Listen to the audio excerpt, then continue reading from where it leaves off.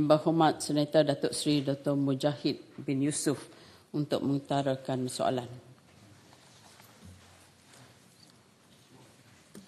Terima kasih Tuan Pengetua. Yang di-Pertua, soalan nombor 5. Assalamualaikum warahmatullahi wabarakatuh dan salam sejahtera. Terima kasih Puan Yang di-Pertua dan Yang Berhormat Senator Dr. Mujahid. Tiba-tiba dia melangkah ke soalan nombor 5 atau nombor 4, tak ada. Satu baik. Penjelasan sebab penyoal soalan belum ada di sini lagi. Saya ada fahamkan Yang Berhormat Menteri Pengangkutan ada nak menjawab lebih daripada satu soalan daripada selepas ini. Jadi digabungkan dengan soalan daripada Yang Berhormat Tan Sri Anifah. Sebab itulah dia melangkau. Ya. Mohon bersabar Yang Berhormat Menteri Pengangkutan menunggu giliran masing-masing. Dia dah fras kat tepi dah. Baik, Puan Yang di-Pertua. Silakan. Pangkalan data utama atau PADU merupakan sebuah pangkalan data yang komprehensif dan mempunyai ciri menghampiri masa sebenar dengan izin near real time bagi penghasilan analitik berkala bagi tujuan pentadbiran kerajaan. Inisiatif ini diambil bagi menambah baik perancangan dasar serta pelaksanaan program berpandukan data untuk membolehkan rakyat menerima manfaat yang sewajarnya.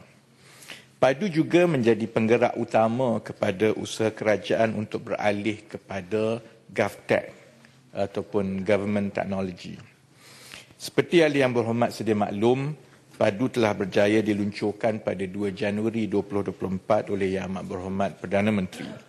Proses pengemaskinian data individu sedang dilakukan sehingga tarikh tutup 31 Mac 2024. Seterusnya, kerajaan akan melaksanakan analisa data bagi merangka use case yang bersesuaian dan use case yang pertama adalah untuk penyelarasan semula subsidi sebelum data itu digunakan untuk use case yang lain. Puan Yang di-Pertua, sejak diluncurkan sehingga 18 Mac 2024 sampai tengah malam semalam, seramai 5,692,196 orang ataupun 25.9% individu yang berumur 18 tahun dan ke atas telah mendaftar dan mengemaskini maklumat dalam sistem PADU. Kalau dicampur dengan tanggungan iaitu anak-anak di bawah 18 tahun ke bawah, jumlah itu lebih tinggi.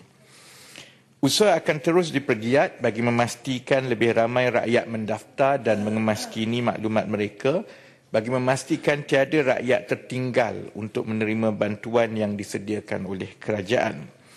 Berdasarkan mekanisme sedia ada, masih terdapat isi rumah yang layak tetapi tercicir daripada senarai bantuan kerajaan.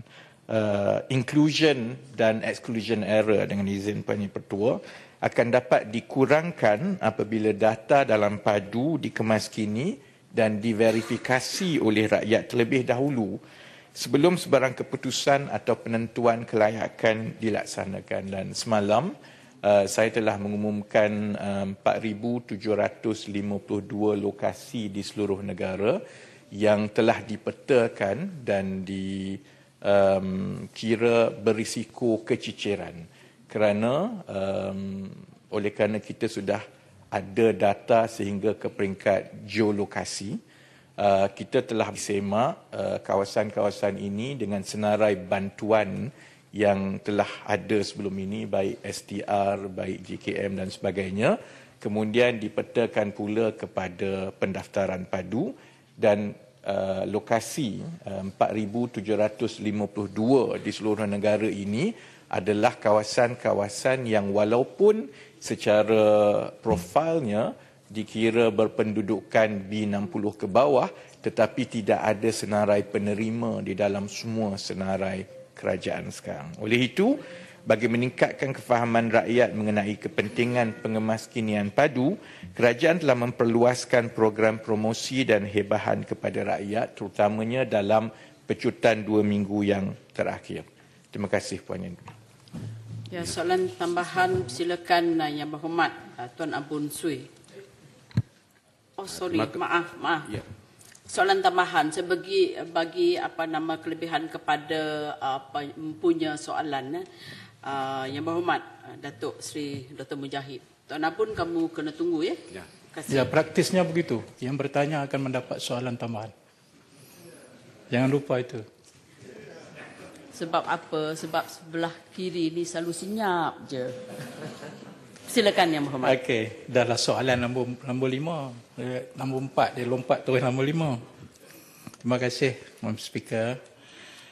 Kepada Menteri saya ada soalan. Mungkin soalan ini juga mewakili berbagai aduan di bawah sana. Pertama, syabas di atas usaha penggalan data utama ini. Saya ingin bertanya dari sudut mengumpul data ni bukanlah padu saja. Sebelum daripada ini sudah pun ada effort daripada IKASIH contohnya. Kita pun berbahas panjang di Parlimen ketika itu. Apakah yang padu buat dengan seluruh aset data yang ada supaya dapat istilahnya ialah integrasikan. Malah ada setengah-setengah yang sudah pun isi data yang lain, berasa macam berat nak isi yang ini sebab dia kata benda sama saja. Kenapa kita tidak integrasikannya? Itu satu soalan, dan yang terkait dengannya ialah yang lebih penting di dalam Dewan ini kami lebih melihat kepada bagaimanakah akta yang ada melindungi sama ada kerajaan maupun melindungi rakyat. Yang kita ada sekarang ialah Official Secret Act yang sifatnya agak kuno dalam menangani apa yang ada dari sudut alam digital hari ini. Saya dipahamkan ada satu bil yang Berhormat boleh simpulkan soalan tu. Satu bil yang akan dibentangkan, mohon bagi pencerahan bilakah bil yang lebih tuntas yang dapat selesai isu privacy ini. Thank you. Terima kasih Yang Berhormat Senator. Saya ingat kita perlu bermula daripada asalnya. Sebelum padu dicetuskan, seperti yang telah diterangkan baik di Dewan ini ataupun di Dewan Rakyat, sebelum ini data-data kerajaan tidak dikongsi. Jadi sebab itu, walaupun kita telah mendaftar contohnya di Jabatan Pendaftaran Negara, bila kita nak pergi contohnya ke Kementerian Pendidikan, kita kena isi balik setiap satu. Bila kita pergi ke Jabatan Kebajikan Masyarakat, isi balik setiap satu. Kerana setiap jabatan dikawal oleh akta masing-masing. Dan akta masing-masing sebelum ini tidak membenarkan perkongsian data. Jadi kalau ada yang tanya di luar, saya dah ada data di LHDN contohnya, kenapa perlu pula isi? Kerana sebenarnya data daripada LHDN ataupun KWSP ataupun Jabatan Kebajikan Masyarakat, hatta data bantuan daripada IKASIH ataupun STR sekalipun tidak boleh dikongsi oleh kerana kekangan data. Jadi itulah yang menyebabkan setiap kali ada program kerajaan, kita mempunyai masalah yang besar mengenai data. Kerana kita tidak boleh semak silang. Dia isi dekat sini lain, dia isi dekat sana lain. Dan itulah yang secara berterusan memanjangkan masalah exclusion dan inclusion error tadi. Orang yang patut dapat, dia tak dapat. Orang yang tak patut dapat, dia terus dapat. Kerana contohnya seperti IKASIH. Ia dimulakan dalam tahun 2007. Kemudian dia menggunakan pendaftaran daripada bawah yang perlu disahkan di peringkat pejabat daerah. Dia tidak terbuka kepada semua. Sebenarnya dia mengikut pencalonan.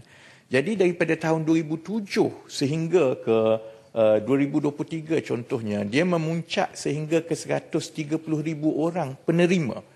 Sedangkan apabila kita mula semak silang mengikut sampel, kita tahu bahawa ada yang sepatutnya telah lama keluar daripada IKASIH.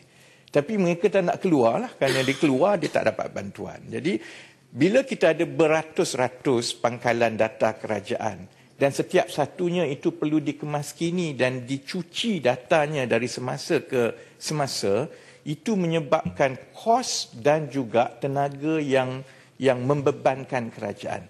Bukankah lebih baik kalau semua beratus-ratus pangkalan data ini disambungkan, kemudian apabila ada perubahan di satu pangkalan data, secara automatik data di pangkalan data yang lain yang turut menggunakan data yang sama juga akan dapat dikemaskini. Dan itulah sebenarnya yang dibuat oleh PADU, dan kita sampai ke peringkat ini kerana kita buat masa sekarang, kita menggunakan perjanjian perkongsian maklumat di antara jabatan-jabatan, sementara kita menunggu satu akta omnibus yang membolehkan perkongsian data ini dengan semua jabatan kerajaan dibentangkan di Parlimen tahun ini, yang insya-Allah akan dibentangkan oleh Kementerian Digital.